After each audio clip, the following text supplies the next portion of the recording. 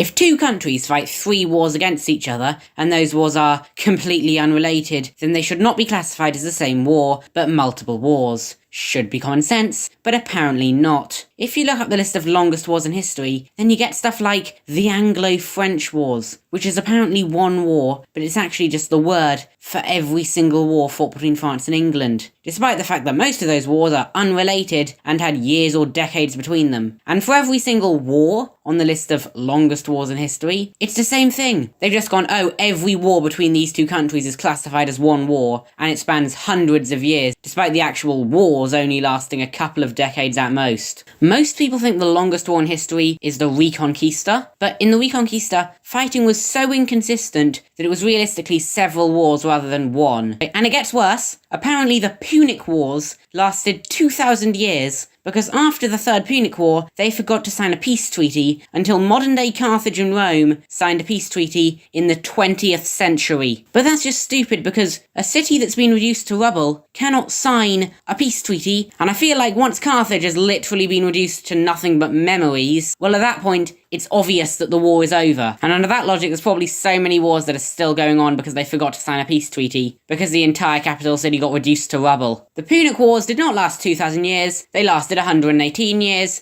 and they were 3 separate wars. I've come to realise that none of the wars on the list of the longest wars in history actually count as a war due to the fact that there were years, sometimes decades-long gaps in the fighting, and because the people at the time definitely considered them multiple wars. So what was the longest war in history that was one constant war with no major breaks in the fighting? The answer is the Russo-Circassian War, which was when Russia spent 101 years trying to subdue the Circassian people and annex their country, which they did in 1864. So even though most people agree that the longest war in history is the 781-year Reconquista, and some would argue the Third Punic War lasted 2,000 years, I would say that the longest war that actually qualifies as a war is the Russo-Circassian War. Now, if you watched this video, then you're probably the kind of person to watch a video about the battle with the highest death toll in history. Luckily,